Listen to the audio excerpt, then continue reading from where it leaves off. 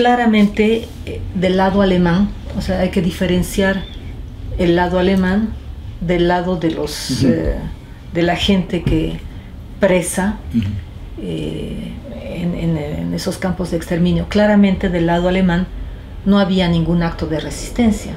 En algún momento lo mencionaste. La música ahí cumplía otra función, y me gustaría preguntarte si sabes algo sobre esa función que cumplía, porque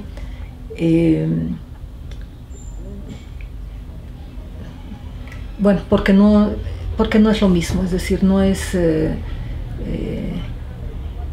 similar a cómo llega la música de acuerdo a los oídos de quien lo escucha.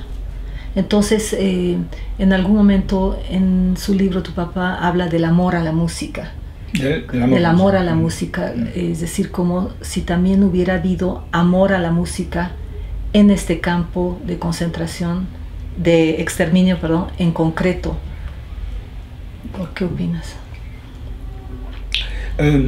Es un hecho conocido que hay muchos testimonios de prisioneros sobrevivientes sobre el uso y la manera en la cual los prisioneros se relacionaban a la música del lado de los prisioneros, y que no hay ningún testimonio del otro lado. Entonces no saben, nadie entre los de los nazis, de los responsables del campo, como dejó testimonios a propósito de sus relaciones con la música. Entonces lo que sabemos de ellos es nada más a través de los testimonios de las víctimas.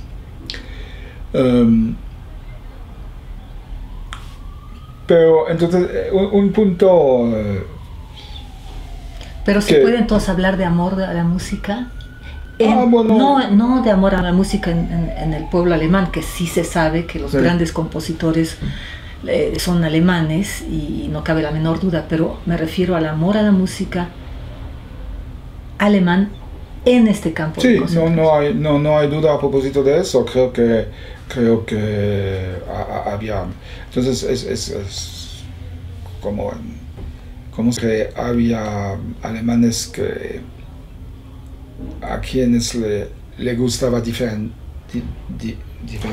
tipo de música, pero seguramente había alemanes refinados, educados, muy educados, aunque siendo nazis y todo, que tenían una cultura musical, y que mi padre cita, ¿no? Uno que ama a Mendelssohn, aunque Mendelssohn sea un judío convertido, pero todavía judío un poco, y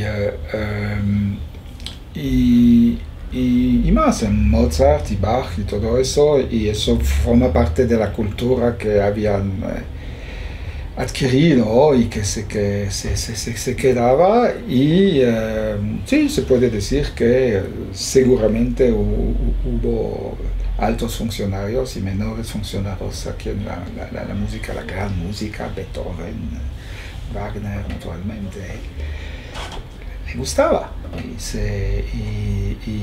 le encantaba. Y de hecho, el encuentro de la barbarie, la más avanzada, y del amor de la música es uno de los paradojas, sí, es una cosa bastante espantosa, pero casi misterio, pero así es, y es un base de la reflexión general sobre la relación entre gran cultura y gran barbaridad. Entonces no hay que negar, no tiene sentido que negar, y no correspondería a la verdad que los alemanes nazis por parte adoraban a la gran música. Pero ¿cómo articularlo al contexto? Por ejemplo... bueno, porque por ellos era normal ser en un campo de exterminación y era su trabajo y estaban cumpliendo los órdenes del Führer y pensaban que el Führer tenía razón y que estaban como bien donde estaban. Y entonces hay un parágrafo bastante como divertido en el libro de mi padre donde él cuenta sobre Perry Brod, que es uno de los nazistas más feroces del campo, que pasaba su tiempo a matar gente y todo eso, y que era un músico profesional de gran talento, de música de jazz, pero mi padre lo admiraba mucho por su arte, precisamente de tocar el acordeón. Y entonces él dice que se entiende muy bien que después de un día de trabajo tan duro, que consistía, irónico naturalmente, el día de trabajo para Perry Brod consistía en matar gente sucesivamente de diversas maneras y infligir torturas y todo eso. Entonces mi padre dije que se entiende muy bien que después de un día de trabajo tan duro necesitaba un poco de descanso para escuchar música tranquilizante. Entonces, él para sí mismo, esta persona. Sí, Perry Brod, sí. Pero, ¿qué con el contexto? Es decir, con la gente del campo. Por ejemplo, en esta cita que leí antes, la vuelvo a leer, donde dice, no tocábamos marchas fúnebres, todo lo contrario, las marchas que tocábamos eran alegres, animadas, variadas, y su papel era el de animarnos a trabajar y a tener la alegría de vivir en nombre del lema del campo de concentración. Acá dice concentración, el trabajo te hará libre. Pero hay que diferenciar otra vez. Ese pasaje se refiere a la orquesta que tocaba marchas alegres y todo al inicio del día y al regreso del trabajo es como el uso de la música en desfiles se dice, pero no estaban en un contexto de desfile, era un campo de exterminio de la gente. Sí, era de desfile precisamente, porque la gente salía del campo para ir al trabajo y recibir. Entonces eso era la función en las mañanas y en las tardes, que era la función principal de la orquesta. Y entonces eso pasa que viene de aquí. Eso no impide que había otras situaciones, como un alemán queriendo escuchar algo que le pedía a alguien, o a la orquesta, o a parte de la orquesta, o a mi padre, o a no sé qué, el servicio de darle un concierto privado para su propio. Entonces hay también el episodio donde es el cumpleaños de un oficial alemán, ¿no? ¿Cómo se dice? Oficial alemán. Y donde él organiza una fiesta. Y entonces hay mariachis alrededor, entonces le das dos paquetes de cigarros a los mariachis para que te preparen una fiesta digna de su cumpleaños. Había todo tipo de situaciones. Y algo que quisiera corregir en tu presentación, dijiste que las marchas acompañaban los grupos que iban a la cámara de gas, y eso es puede haber ocurrido. No dije cámara de gas. Ah, no, ok. Si no, cámara de... Bueno. Sí, porque entiendo a lo que vas, porque hay una parte... pues les recomiendo que lean el libro para poder apreciar más esta conversación sobre las especificidades que se están llevando a cabo. Hay una parte del párrafo, de un párrafo en el que tu papá dice que él nunca presenció esto, es decir, que la orquesta estuviera al servicio de poner música mientras eran los prisioneros dirigidos a una cámara de gas, pero sí especifica que había de repente coincidencias en las que estaban tocando música y de repente pasaba una hilera de personas yendo a la cámara de gas. Sí. Pero aún así coexisten, es decir, sí. La coincidencia no es coincidencia, está programado de esa manera, está hecho de esa manera, es decir, saben que van a pasar prisioneros y no les importa que esté tocando música. Sí. Esto me remite a la pregunta del uso de la música. Te lo preguntaba en una conversación anterior que tuvimos, si existe música sádica, al sadismo en el uso de la música, es decir, ¿hay composiciones sádicas o es cualquier música como, no sé, Mary Poppins usado sádicamente? Yo pienso que la segunda opción es la mejor o la más plausible. Como dije, no creo que la música en sí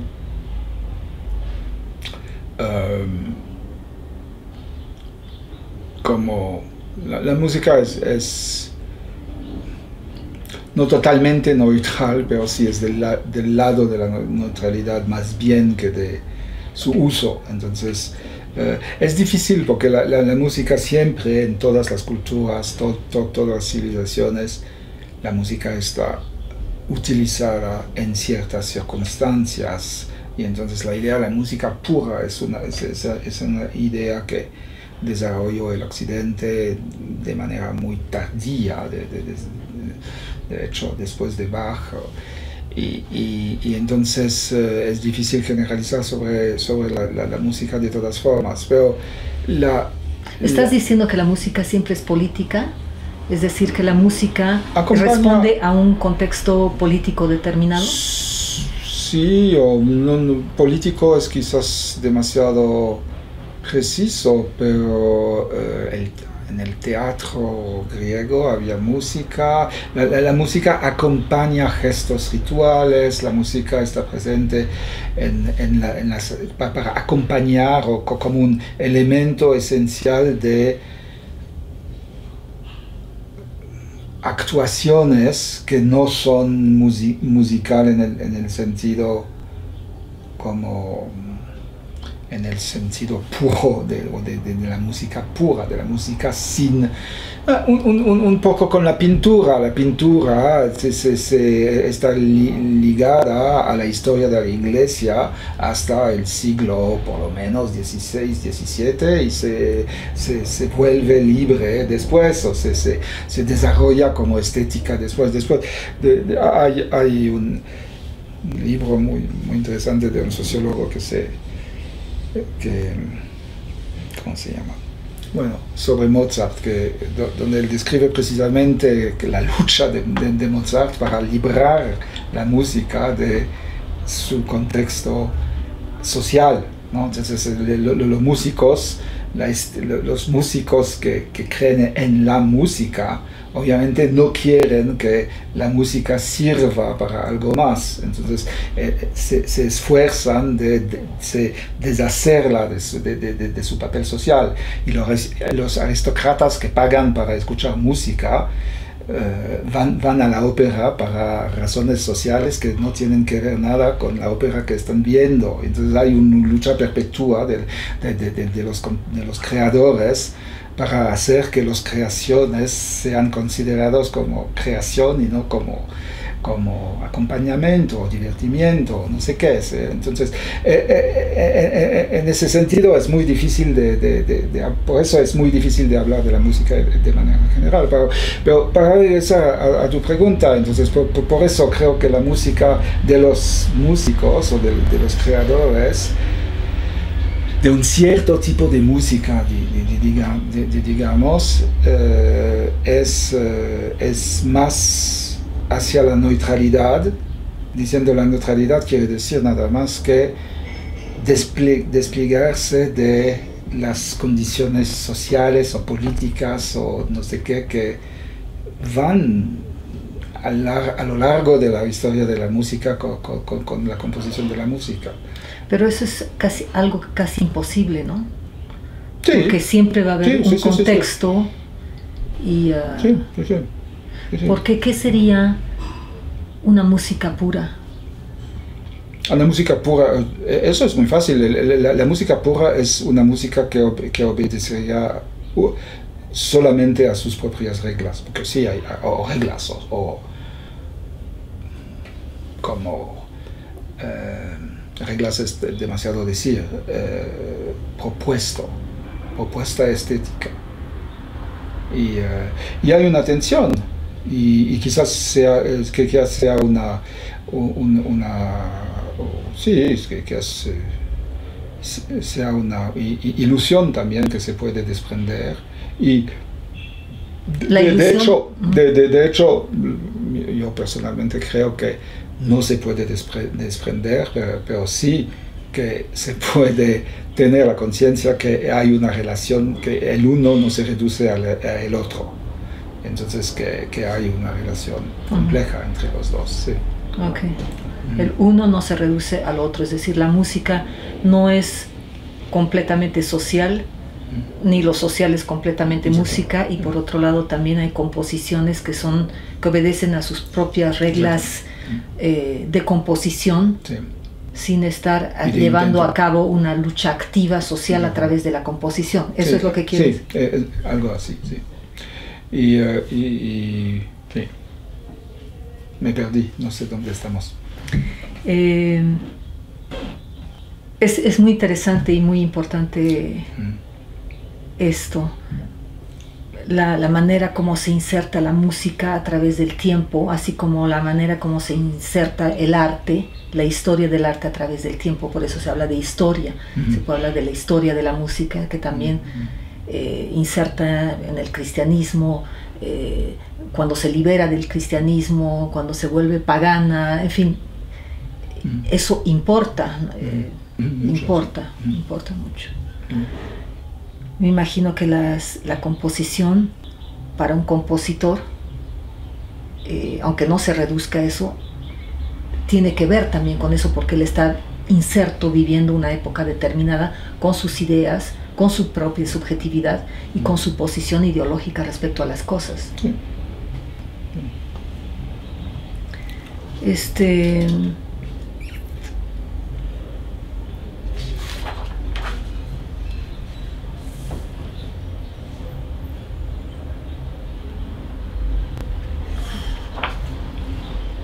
Justamente aquí tengo la cita, cito a Simon Lax, donde dice: después de la guerra se ha dicho que en los campos de concentración alemanes la música acompañaba las ejecuciones de los presos fugitivos que habían detenido. En lo que respecta a Birkenau, tengo que negarlo categóricamente. La orquesta no tomaba parte de eso, en eso.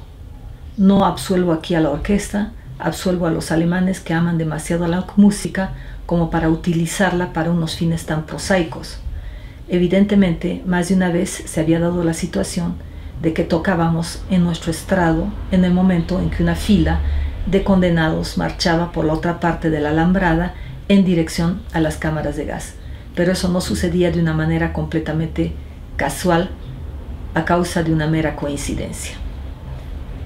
Bueno. Sí, en ese párrafo creo que mi padre se equivoca en el sentido de que sí, puede ser que a él no le ha tocado esas circunstancias donde la música acompañaba como con una intención sádica el grupo de prisioneros que se iban a morir, pero está bien atestado que sí hubo casos así y de mismo índole. Entonces que la idea de que realmente no sé si mi padre en ese parágrafo, como lo es a menudo en el libro, no es irónico cuando él quiere como absolver a los alemanes de la mala idea de usarla, de utilizar, porque lo que él está diciendo aquí es negando que diciendo que los alemanes, que todo alemán es demasiado refinado para pensar, ¿no? en utilizar la música de manera que sádica, digamos, para ir rápidamente. Y eso es falso. Se sabe muy bien, hay muchos testimonios que sí se utilizaba la música de manera sadista, y es muy es muy comprensible cómo se puede usar la música de manera sádica. No es que la música es sádica, pero en ciertas circunstancias, por ejemplo, cuando obligas personas a cantar o a bailar, cuando están, ¿cómo se llama? Cavando su propia tumba, o cuando están al punto de morir, ¿no? Entonces es natural crear un contraste entre la alegría, la supuesta alegría que toda música debe como dar a los que la practican, y la situación horrible en la cual se encuentran. Y entonces forzar a alguien a cantar al momento de su muerte sí es un acto sadista, pero no es la música que es sadista. Lo que es sádico es el uso de la música, asumiendo que la música es algo que debe alegrar, y entonces si la pones en una situación para servir la cosa menos agradable del mundo, que es morir probablemente, entonces sí y tener que tocarla, y tener que tocarla además es un acto bárbaro de más, sí. Pero y entonces en ese sentido, si quisiera salvar ese párrafo de mi padre, diría que no lo estoy excluyendo, dado lo que él sabe muy bien de los alemanes, que es irónico que cuando dice, pero quizás no sé. Quizás no. Quizás no, quizás porque él parece hacer un juicio general sobre los alemanes, mientras está como cayendo en el mismo error que muchos, hablando generalmente de los alemanes a partir de una situación particular que es la suya. Entonces pero digamos que es un párrafo que suscita interrogantes. Sí. Okay. Sí. Sobre el impacto que tuvo la política criminal de los regímenes totalitarios en la música del siglo XX, ¿cuál es ese impacto? Bueno, es un impacto mayor porque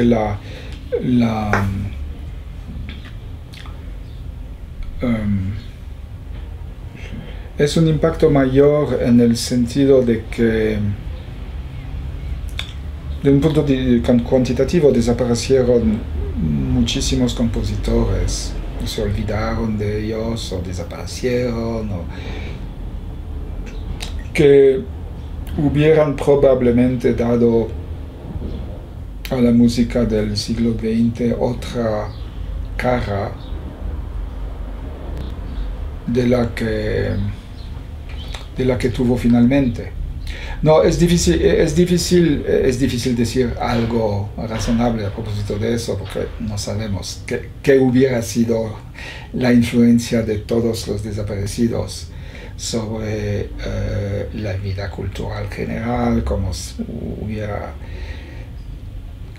la música se hubiera desarrollado a tener una paleta, se dice, paleta de opciones, más grande de lo que ocurrió por la eliminación física de miles y miles de compositores, probablemente de pintores también. Exactamente. Cuando se habla de arte degenerado que fue eliminado porque no correspondía a los valores alemanes, ¿se puede hablar de música degenerada? Es decir que... Sí, de hecho te dije algo falso cuando nos vimos la primera vez y busqué un poquito, y sí, hubo de hecho hubo una exhibición de música, una clasificación de música degenerada, exactamente de la misma manera que hubo una clasificación y exhibición de música, de pintura degenerada. Entonces, sí. ¿Y se utilizó el mismo término? Sí, se utilizó el mismo término. Y por las mismas razones, es decir, que a través de la música propagaban valores que no correspondían a los valores alemanes que se quería transmitir. Sí, nada más que en el caso de la música, reflexionen un poco sobre eso. El caso de la música es un poco diferente, creo, y de manera interesante, diferente del caso de la pintura. Porque la música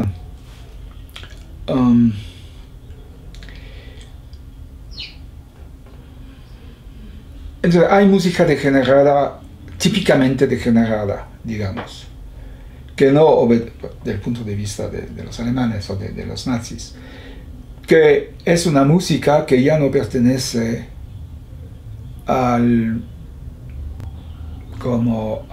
que destruye el modelo clásico de representación de las reglas de la música, exactamente como, bueno, Picasso destruye las reglas de la pintura clásica. Entonces al lado del Picasso tienes exactamente la misma época Schönberg, que destruye las reglas de la composición musical, ¿no? Entonces hay una revolución. Entonces eso, en el caso de Schönberg se oye muy bien. Si no estás acostumbrado a escuchar a Schönberg, o por lo menos a Schönberg a partir de una cierta época, exactamente como a Picasso a partir de una cierta época.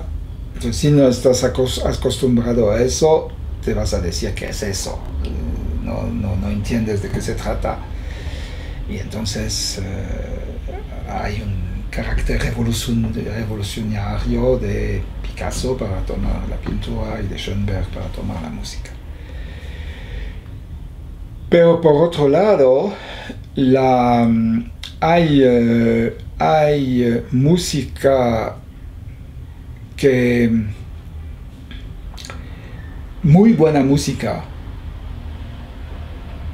que creo no es el caso ni de la pintura ni de la escultura, pero hay muy buena música que, en el sentido de lo cual hablamos antes, ¿no? De la creación real, hay muy buena música que los alemanes no podían rechazar fácilmente,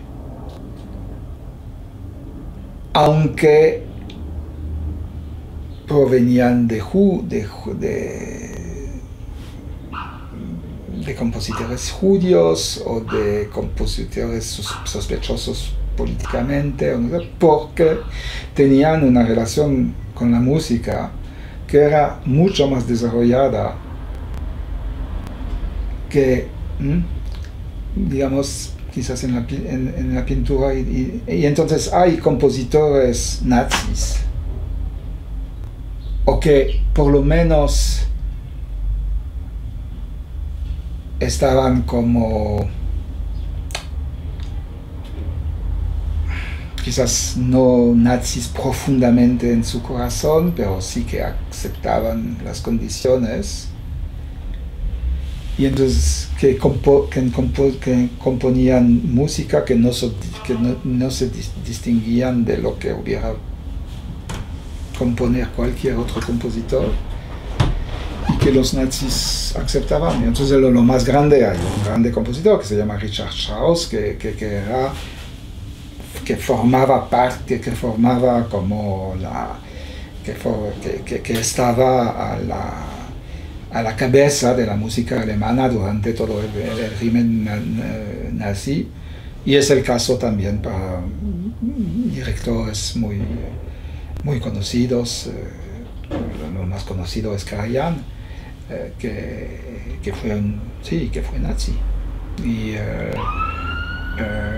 el caso de la música es más difícil, ¿no? Y de hecho había parte del aparato nazi de las que protegía a un cierto tipo de música, porque sabían que era música. Entonces es complejo. Schoenberg era un músico degenerado, es decir, era típico. Sí, era típico porque como dije, era a partir de 1910, 12, él inventa un nuevo tipo de escritura musical que no tiene sentido. De hecho, ¿ves? Es la misma cosa un poco con el suerte con la vida de Shostakovich en la Rusia comunista. Entonces Shostakovich era un gran compositor y entonces recibió las críticas del aparato comunista que no componía para el pueblo. Entonces se puso a componer cosas que eran buenas también, la mayoría, pero que no tenían la profundidad o el carácter pensado y el carácter profundo que él había dado a otras de sus obras, pero al fin tuvo muchas dificultades. Eso sí fue resistencia para componer. Shostakovich es un buen ejemplo si quieres reflexionar sobre la resistencia a la música. Entonces eso sí fue resistencia en contra del aparato, porque se puso a componer en su rincón cosas que no podía dar al público porque no estaba del gusto de las autoridades. Bueno, y entonces pero sí, Schoenberg era como el símbolo, el periodo dodecafonista de Schoenberg era como el símbolo de la música degenerada que no se podía escuchar porque no era bella, no era clásica ya. Para que se entienda, Arnold Schoenberg, su música caracterizada por el dodecafonismo, es decir, 12 tonos, rompiendo con la tradición de Debussy, sí. Bach, Brahms. Sí, no quiero decir algo, es que eso es un mal, porque eso es una obra que precede el periodo de dodecafonista. Entonces, si quieres que te dé un título que corresponde al periodo de dodecafonista, porque eso es una de las primeras obras de Schoenberg que todavía está en la tradición clásica. Y entonces es un mal ejemplo. Si quieres ilustrarla. En todo caso, entonces, para especificarlo, sería una composición nueva que propone Arnold Schoenberg, que rompe con la composición anterior, rompe con la música tonal. Por ejemplo, vamos a hacer un pequeño ejercicio de contraste. Para que se entienda mejor, escuchen esto. Primero, Mozart y la Sinfonía número 40, conocida. Escuchemos.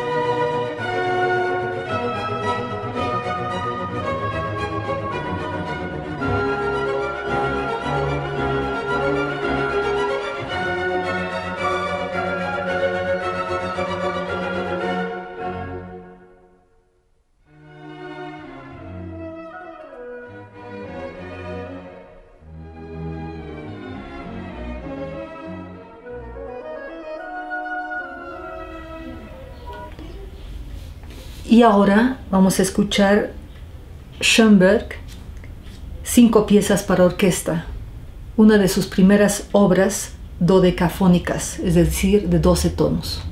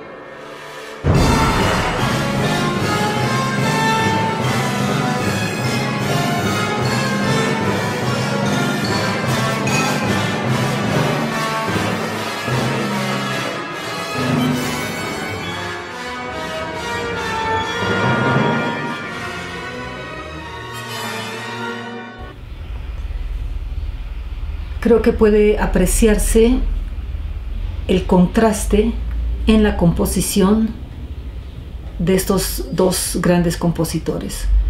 La idea justamente es mostrar de qué manera puede haber una ruptura de paradigma en la composición de uno y de otro. Lo que me gustaría saber es qué es lo que está en juego en romper las reglas. En muchas ocasiones las reglas de composición puede ser subversivo, siempre romper reglas suele ser subversivo. Pero ¿qué está en juego ahí? ¿Romper las reglas de la tradición? ¿Proponer algo distinto? ¿O se trata de valores ideológicos más allá de las reglas, de una ideología que va en contra del contexto social de ese momento? ¿Qué está en juego? Hay muchas cosas en juego, obviamente, pero romper las reglas, entonces hay reglas y reglas, y tendencias y tendencias. Entonces, todo compositor, cuando se habla de romper las reglas de la música clásica, es refiriéndose a unas reglas que se establecen más o menos en la época de Bach. Entonces es inicio del siglo XVIII y que valen hasta el final más o menos del siglo XIX.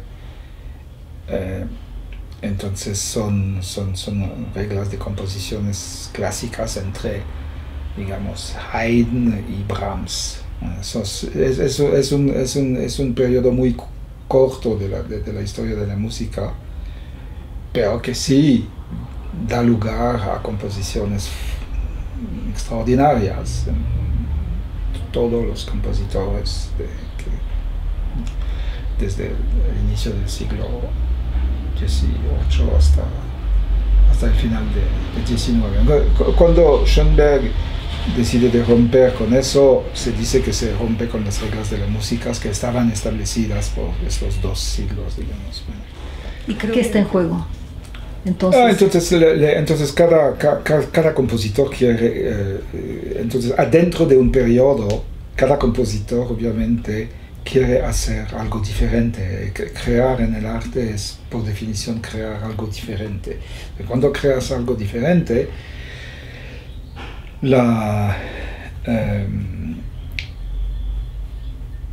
lo haces siguiendo modelos o siguiendo reglas o siguiendo una estética que se diferencia de lo que precede. Eso puede ocurrir adentro de un marco general que da lo mismo, por ejemplo, entre Mozart y entre Haydn y Mozart por un lado y Beethoven de otro lado. Es hasta el final de la vida de Beethoven, es el mismo marco tonal, aunque la música de Beethoven obviamente avanzando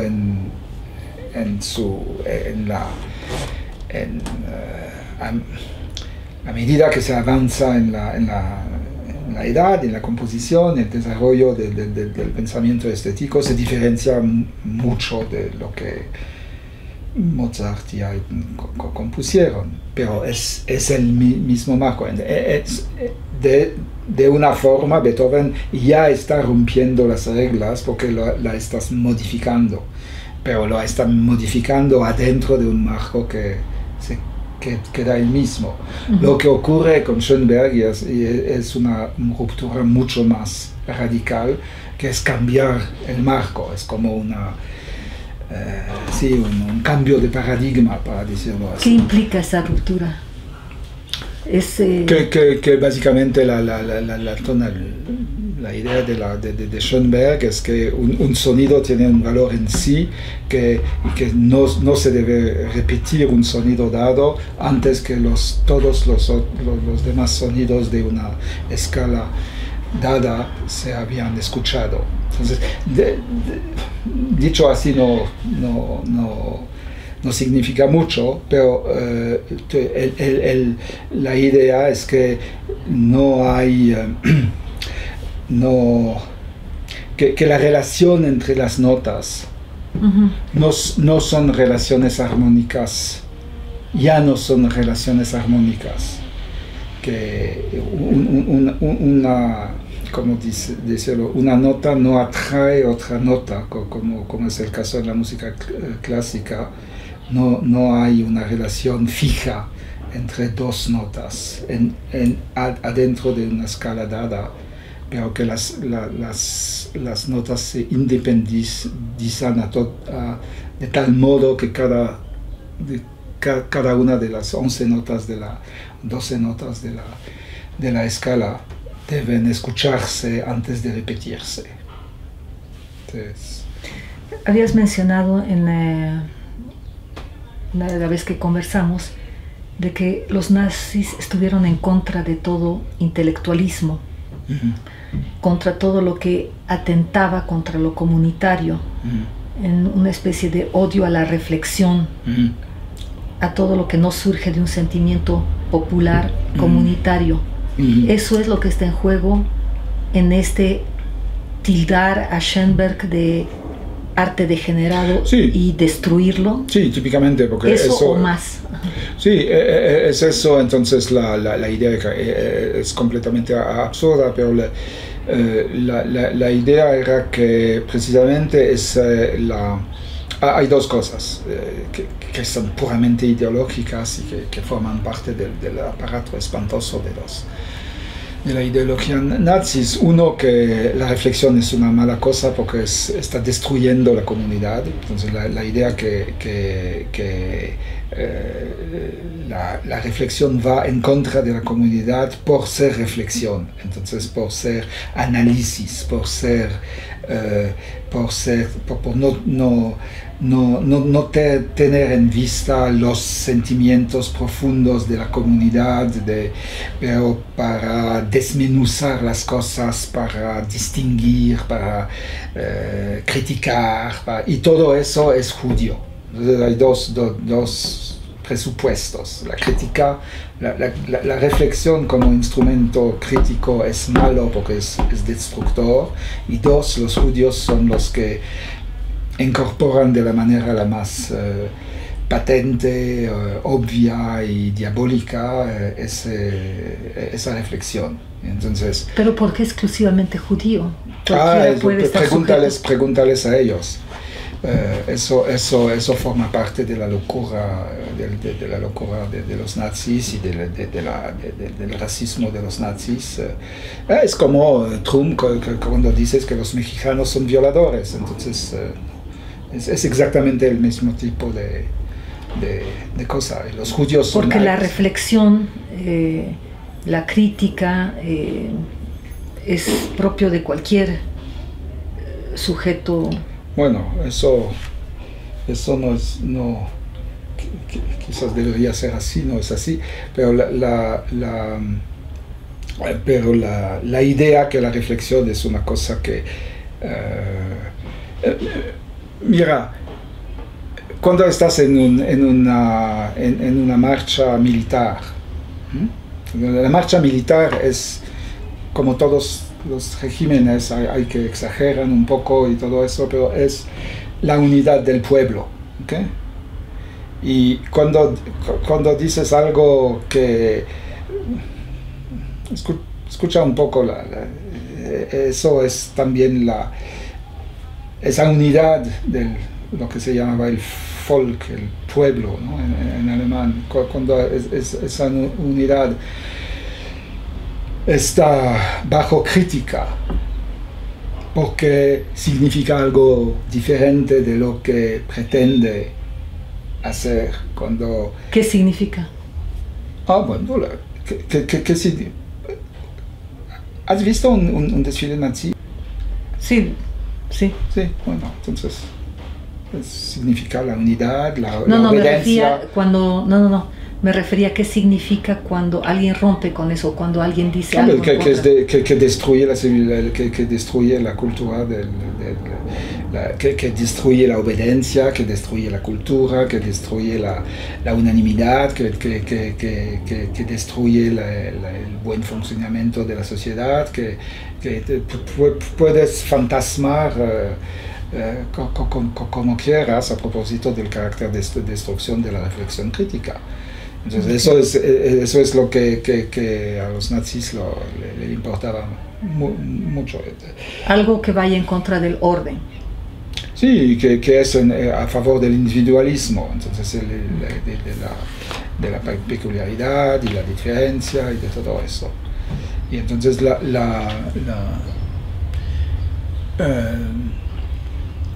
la diferencia, entonces, en contra de la diferencia. Sí, de la diferencia, sí.